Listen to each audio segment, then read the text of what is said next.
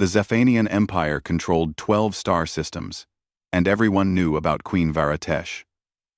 Some called her the most beautiful ruler in the galaxy. Others whispered that she was the most dangerous. Both groups were right. Varatesh stood 7 feet tall with skin that shimmered like purple jewels.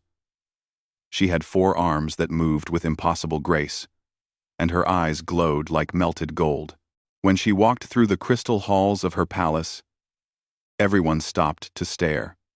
When she spoke, her voice could shake the walls. She was magnificent and terrifying in equal measure.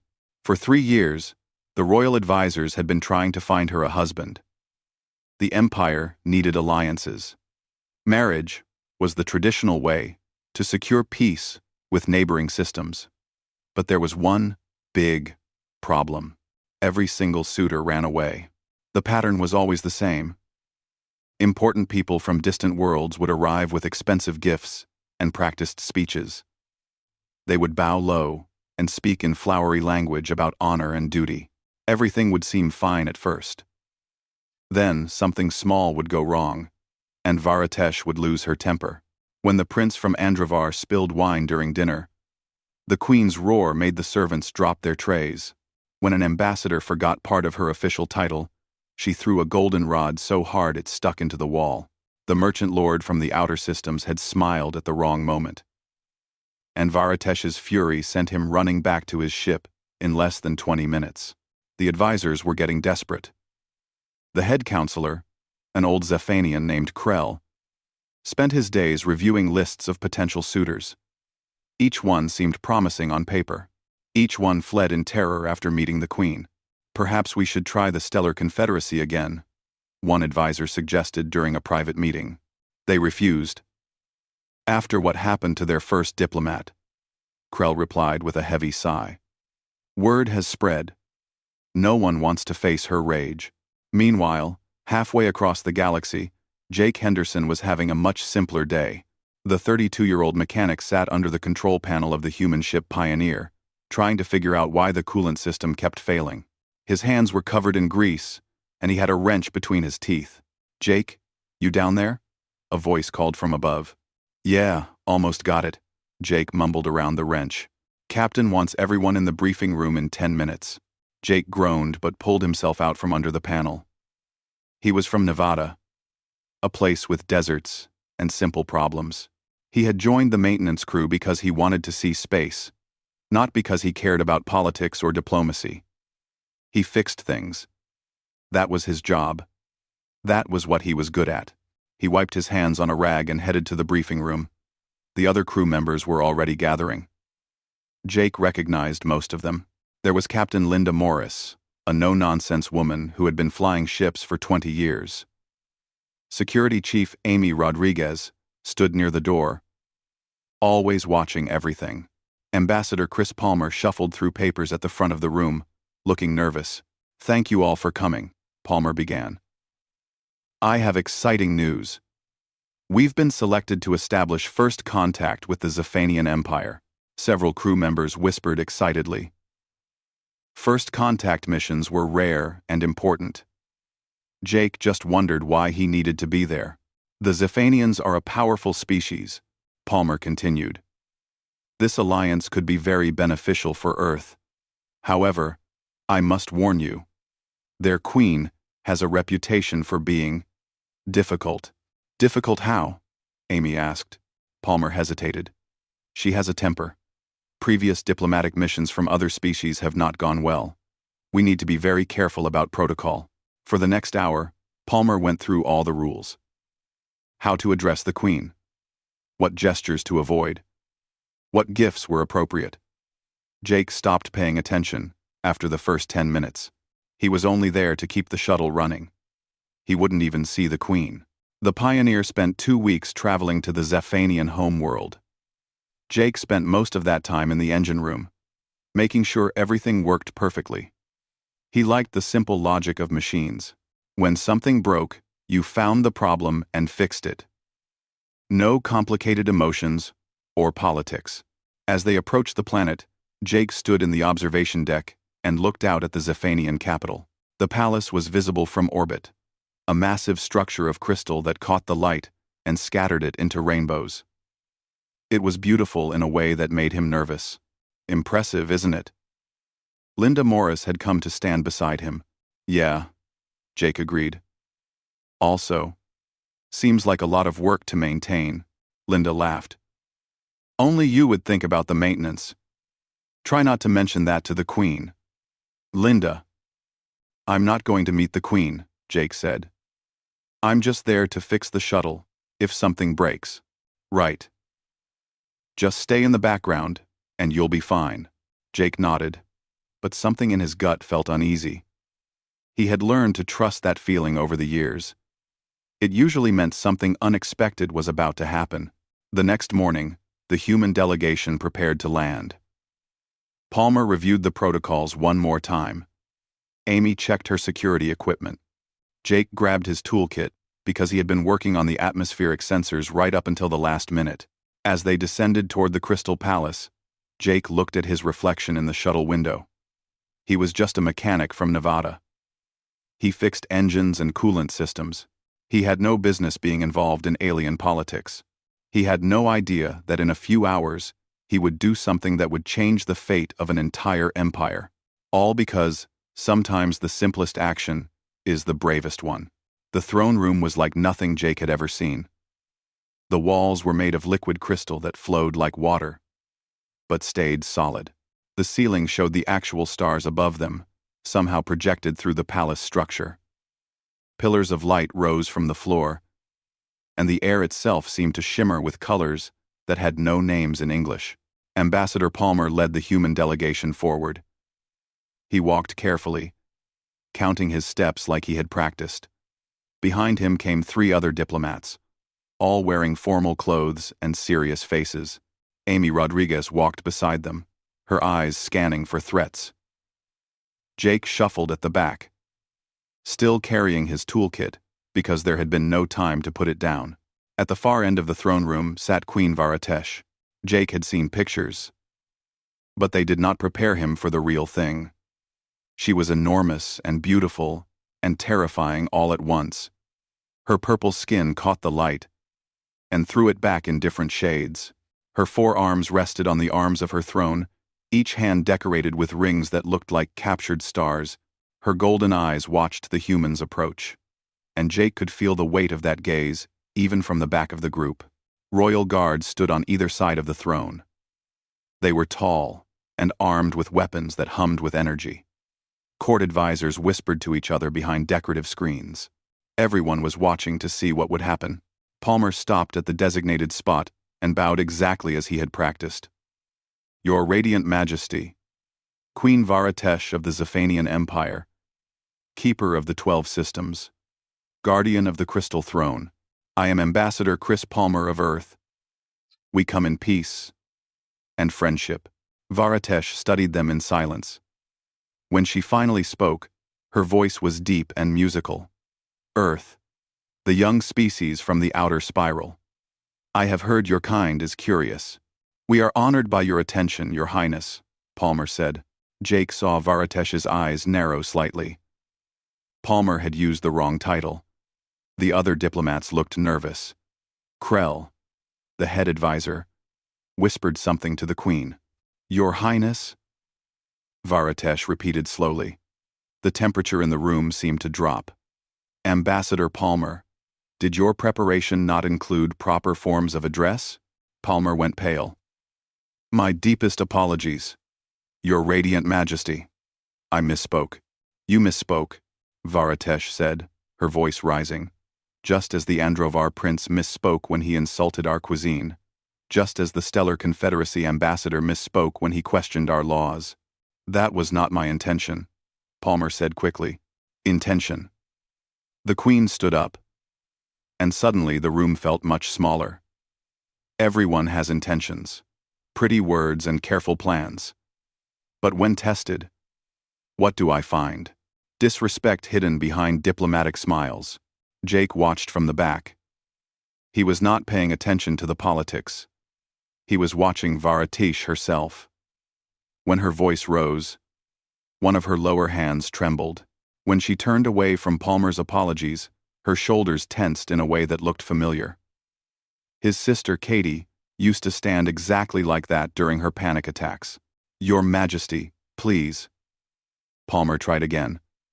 "I have studied your culture for months. I mean, no offense. Earth desires only friendship with your great empire." "Friendship," Varatesh laughed, but there was no humor in it. "Another word that means nothing. You want trade routes. You want access to our technology. You want to say you made an alliance with the Zephanian Empire. That is not entirely fair," Palmer said, and immediately knew he had made a mistake. Varatesh's eyes blazed. "You dare tell me what is fair? In my own throne room?" I. The guards moved forward slightly. The advisors looked worried. Palmer took a step back. "Perhaps we should start again," Palmer suggested weakly. "No," Varatesh said. "I am tired of starting again. I am tired of suitors who see me as a prize. I am tired of diplomats who memorize protocols but understand nothing." She swept one arm across a nearby table, sending ceremonial objects crashing to the crystal floor. "Leave. Go back to your Earth and tell them the Zephanian Queen is as impossible as the rumors say." That was when Jake did something incredibly stupid. He walked forward. "Henderson, stop," Amy hissed. But Jake was not listening. He walked past the diplomats, past Palmer's shocked face, past the guards who started to raise their weapons. He walked right up to the 7-foot alien queen who could probably kill him with one hand. "Your Majesty," Jake said quietly. Varatesh looked down at him. Up close, her golden eyes were like suns. "Who are you?" "Jake Henderson. I fix engines mostly." He paused, then said, "You look like you could use a break." The throne room went completely silent. Everyone stared at the small human who had just told a queen she needed a break. Varatesh's expression was unreadable. Before his common sense could stop him, before anyone could react, Jake stepped forward and wrapped his arms around Queen Varatesh in a simple hug. The chaos was immediate. Guards shouted and moved forward. Palmer tried to pull Jake back. Amy was calculating how fast they could reach the shuttle. The advisors gasped in shock, but they all froze when they heard it. Queen Varatesh was crying.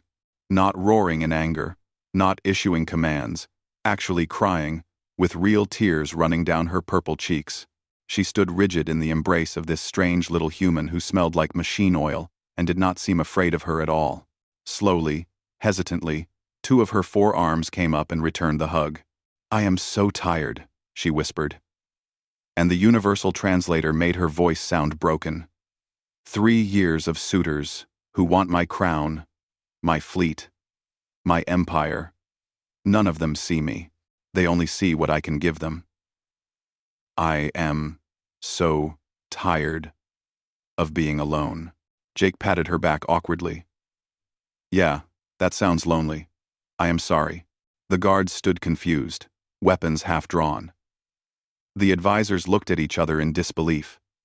Ambassador Palmer appeared, ready to faint, and Queen Varatesh, terror of 12 star systems, held onto a human mechanic and cried for the first time since becoming queen.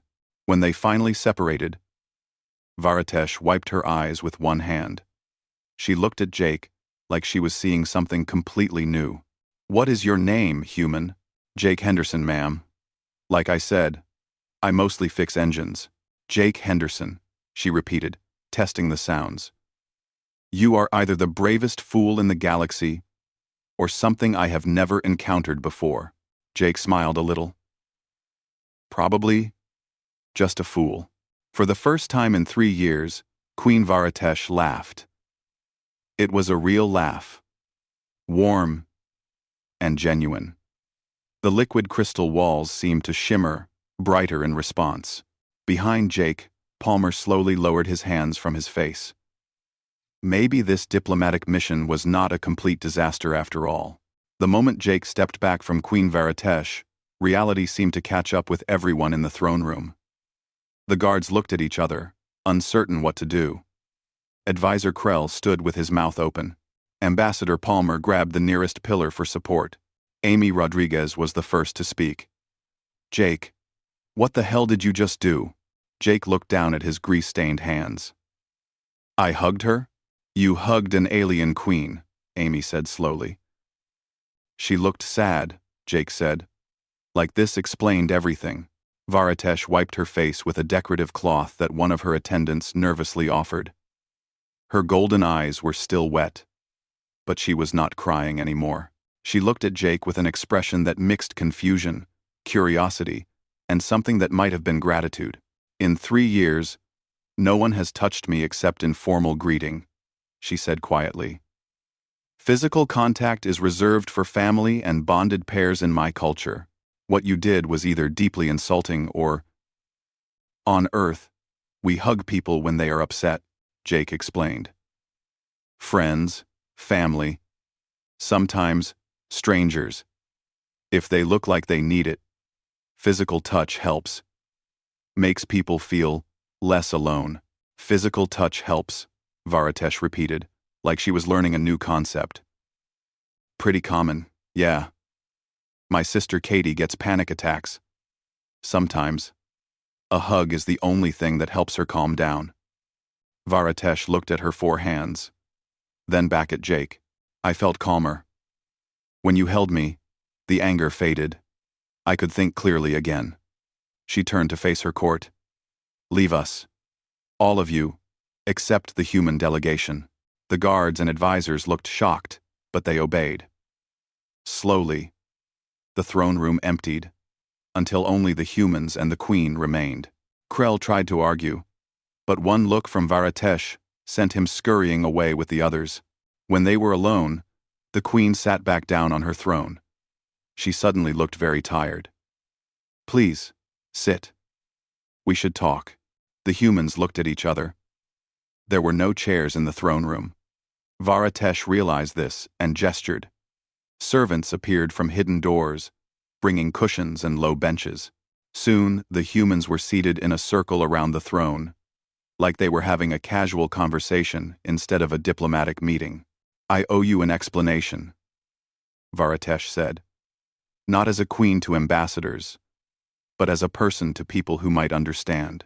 Palmer cleared his throat. Your Majesty, there is no need. There is every need. Varatesh interrupted, but gently. Your mechanic saw something in me that others missed. The least I can do is be honest. She took a deep breath and began to speak. Her mother had been queen before her, ruling with wisdom and strength for 40 years. When she died suddenly 3 years ago, Varatesh inherited the throne at age 28. In Zephanian years, she was barely an adult. I was not ready, Varatesh admitted. The empire needed strength, so I showed them strength. When I felt uncertain, I showed anger instead. It was easier than admitting I was afraid. Afraid of what? Jake asked. Everything. Afraid I would make wrong decisions and people would die. Afraid rival houses would see my weakness and challenge my rule. Afraid I would never be as good as my mother. She looked at her hands. The advisors said, I needed a political marriage. Someone strong to stand beside me. But every suitor they brought only wanted power. They memorized the right words, but their eyes were cold.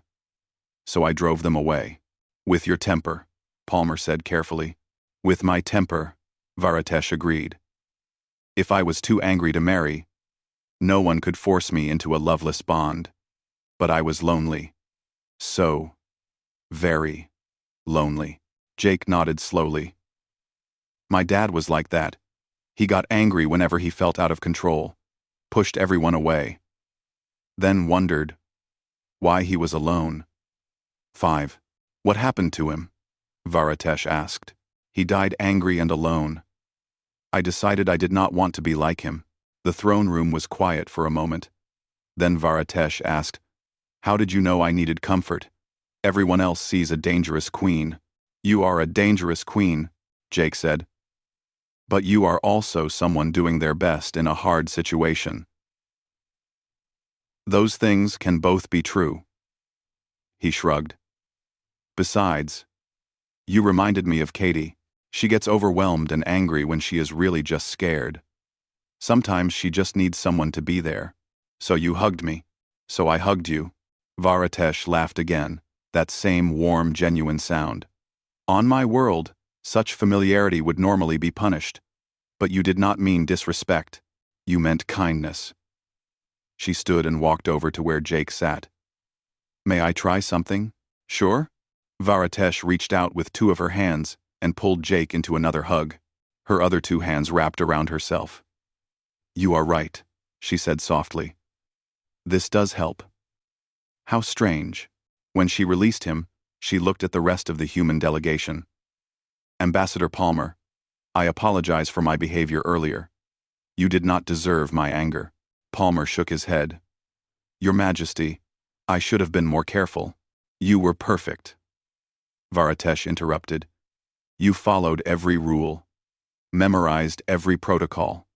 But protocols do not build real connections. Your mechanic taught me that.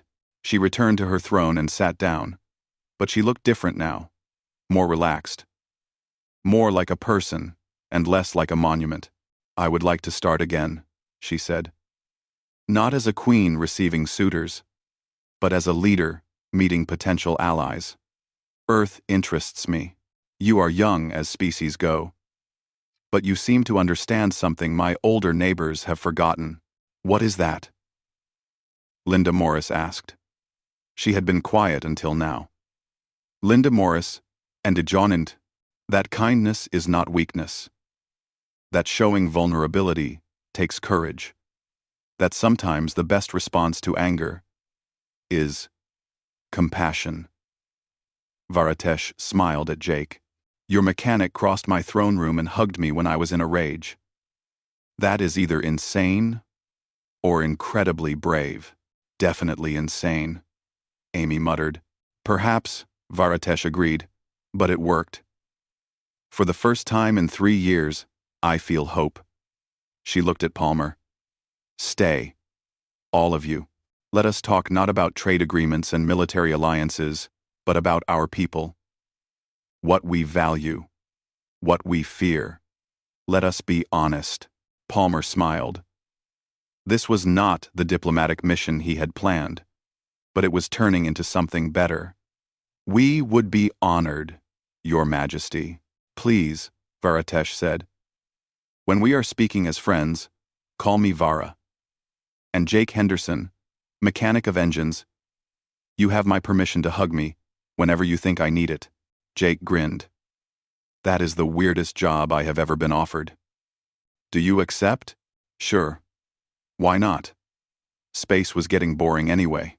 The Queen of 12 Star Systems laughed until tears ran down her face again. But this time, they were happy tears. The diplomatic mission did not end that day. Instead, it transformed into something no one had expected. Queen Varatesh invited the entire human delegation to stay at the palace as honored guests, but she made one specific request. She wanted Jake Henderson, the mechanic who hugged, to remain as part of the cultural exchange. Jake was not sure how he felt about this. He was a mechanic, not a diplomat. He fixed coolant systems and calibrated engines. He did not know anything about politics or alien cultures, but Vara looked at him with such hope that he could not say no. Besides, Captain Linda told him, you started this. Might as well see it through. The first week was strange. While Ambassador Palmer negotiated trade agreements with the Zephanian Council, Jake found himself having tea with a queen. Not formal diplomatic tea in the throne room, but actual tea in Vara's private gardens. The royal gardens were beautiful. Plants from 12 different worlds grew together in careful harmony. Water fountains made music as they flowed. The 3 moons of the Zephanian homeworld cast different colored shadows across the paths. I come here when the throne room feels too small, Vara explained, pouring tea from a crystal pot. The liquid inside was purple and smelled like flowers Jake could not name. It reminds me that the universe is larger than my problems. Jake sipped the tea carefully. It tasted like honey and starlight. If starlight had a taste. This is good. What is it? Moonflower tea. It grows only in darkness and blooms once a year. Vara watched him drink with amusement. You are very calm for someone drinking alien plants. If you wanted to poison me, you had better chances in the throne room, Jake said. Besides, you do not seem like the poisoning type. What type do I seem like? Jake thought about it. The type who carries too much on her shoulders and will not ask for help. Vara was quiet for a moment. You see clearly for a mechanic. Mechanics have to see clearly. Otherwise engines explode. Over the following weeks, this became their routine. Palmer would handle the formal negotiations, Amy would manage security, and Jake would have tea with Vara in the gardens. She told him about growing up as a princess, always knowing she would be queen someday. He told her about growing up in Nevada, where the biggest worry was whether the air conditioning would work in summer. On your world, is it common to embrace strangers? Vara asked one afternoon. Jake was working on a decorative fountain that had stopped functioning. He had his toolkit spread out on the garden path, and he was elbow deep in the mechanism. Not strangers exactly, Jake said, adjusting a valve. But humans are pretty physical. We hug family and friends.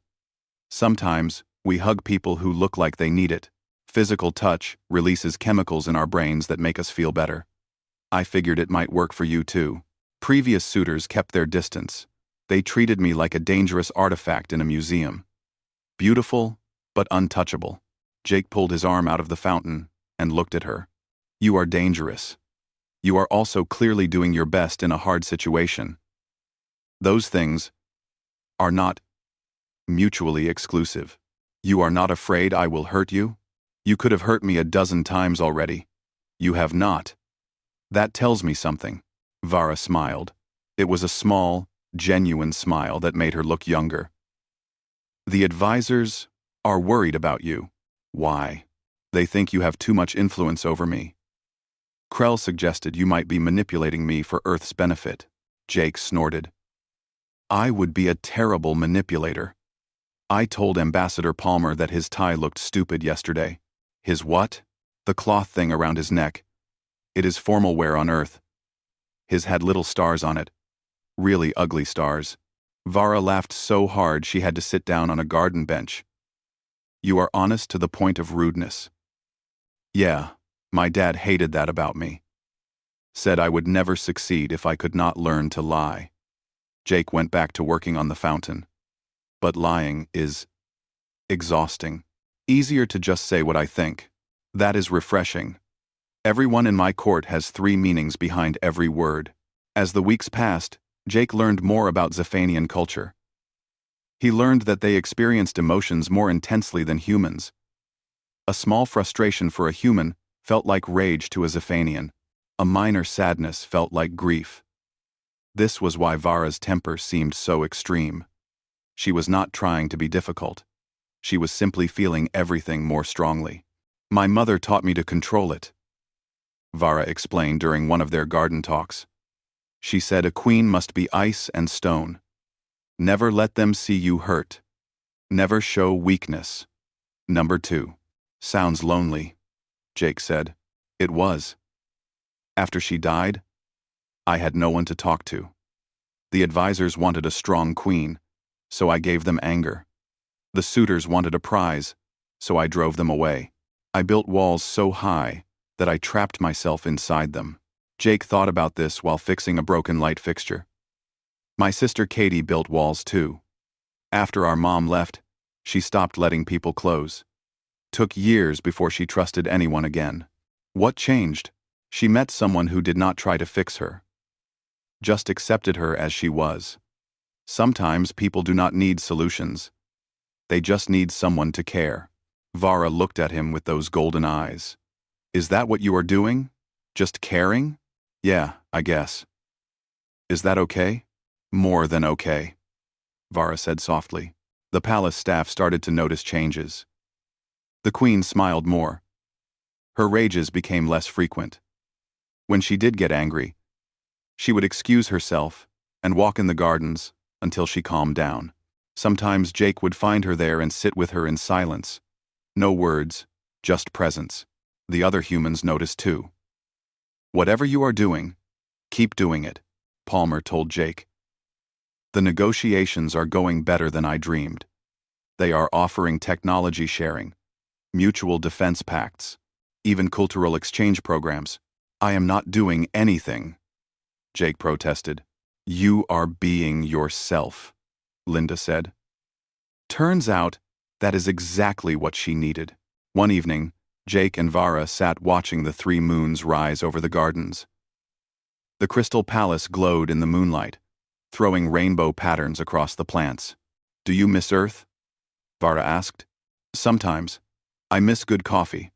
The tea here is great, but it is not coffee." "What else?"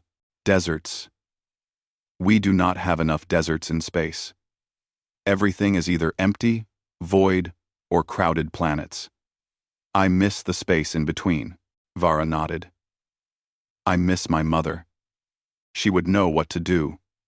She always knew. Maybe. Or maybe she would be just as uncertain as you. But she had more practice hiding it. Do you think I am doing well?" "Truly?" Jake looked at her. 3 months ago, you threw furniture at diplomats. Now you are negotiating a major alliance with a new species. Yeah. I think you are doing well. Because you hugged me. Because you let me. That took courage." Vara reached out with one of her hands and took Jake's hand in hers. Her skin was warm and felt like smooth stone. "Thank you, Jake Henderson, for seeing me when everyone else only saw the Queen. You are welcome. Now, can you let go? I need both hands to eat this snack thing, and I am starving." Vara laughed and released him. They sat together under 3 moons, eating strange alien food and talking about nothing important. And for the first time in 3 years, Queen Varatesh felt like she had a real friend. 3 months after the humans arrived, Queen Varatesh called a formal assembly. Every important person in the empire received an invitation. The throne room filled with nobles, advisors, military commanders, and representatives from all 12 systems. Rumors had been spreading for weeks about the human delegation, especially about the mechanic who had embraced the Queen. Everyone wanted to know what would happen next. The human delegation stood to the side of the throne. Ambassador Palmer wore his formal uniform, the one without the ugly star tie. Amy Rodriguez scanned the crowd for threats. As always, Captain Linda Morris stood straight and proud. And Jake stood at the end, wearing clean clothes for once, looking uncomfortable but present. Queen Varatesh entered the throne room in full royal regalia. She wore robes of woven starlight, and her crown glowed with captured energy.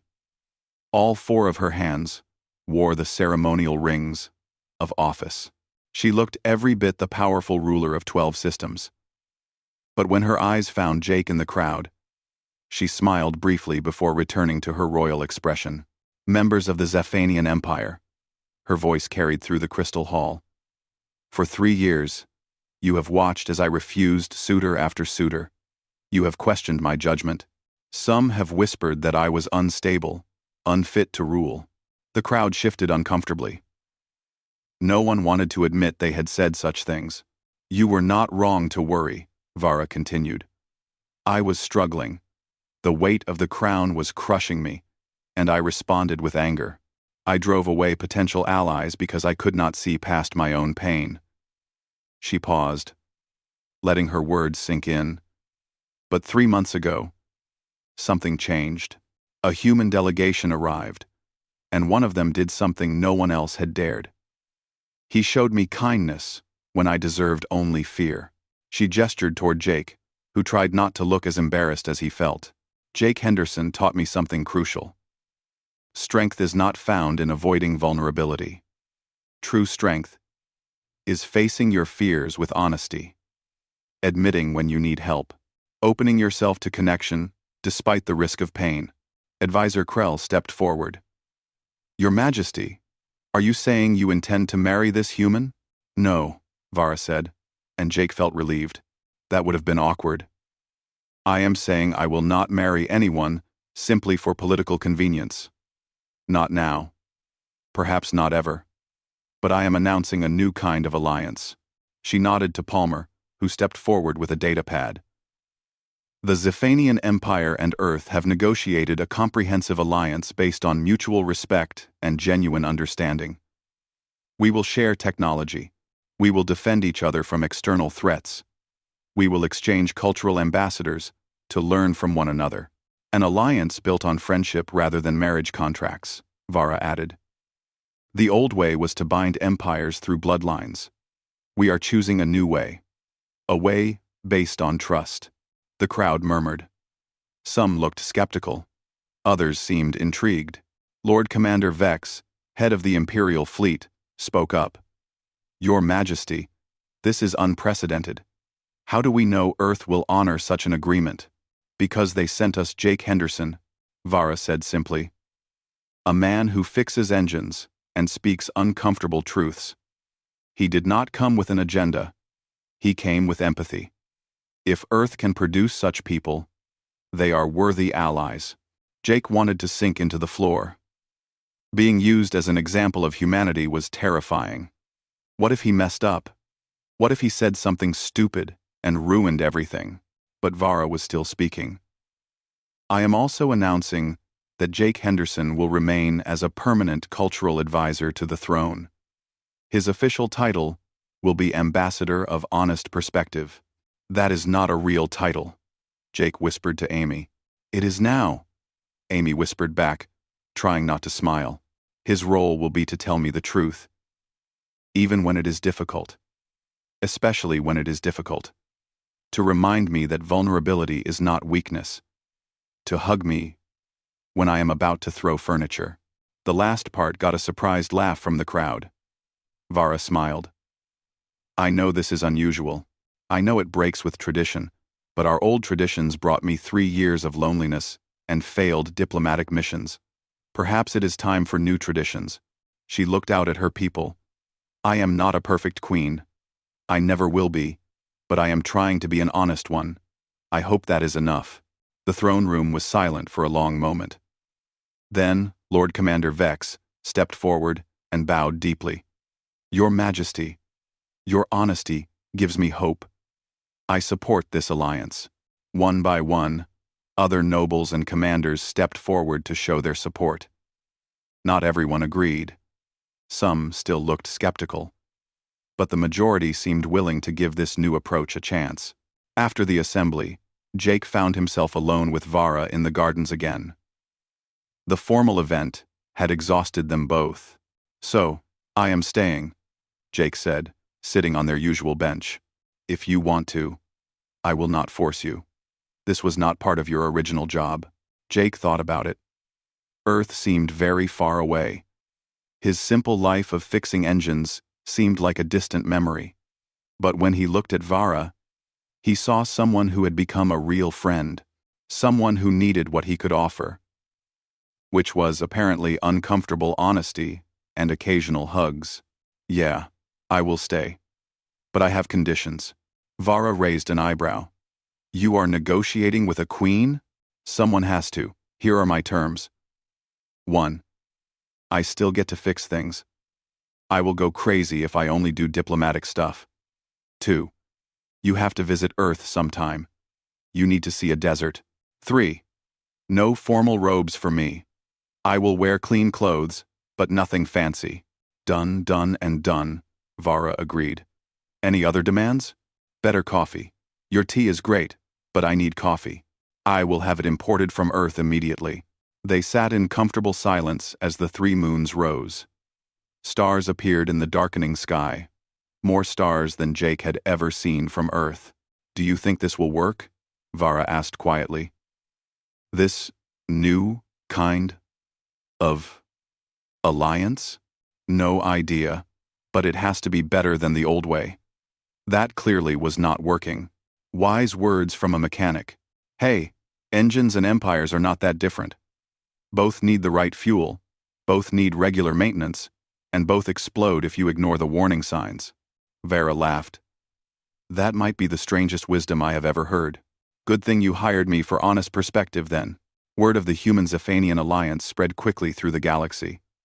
Other species watched with interest as two very different civilizations formed a bond based on empathy and mutual respect. The story of the mechanic and the queen became legend. Poets wrote songs about it. Historians debated its significance.